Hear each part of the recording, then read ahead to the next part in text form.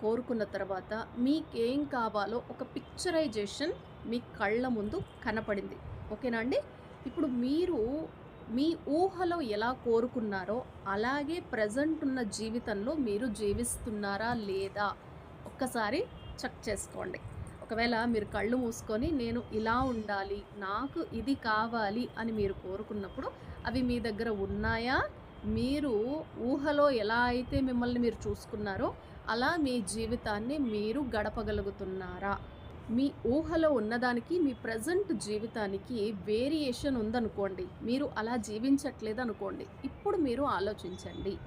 మీరు కోరుకున్న జీవితాన్ని మీకు రాకుండా చేస్తున్న అబ్‌స్ట్రకిల్స్ ఏంటి? ఆ కష్టాలేంటి? ఎందుకు మీరు ఆ పొజిషన్‌కి చేరుకోలేకపోతున్నారు? అని మీరు ఒక్కసారి ఆలోచించండి. ఎవరు కారణం? మీ గ్రోత్‌కి లేదా మీరు కోరుకున్న జీవితాన్ని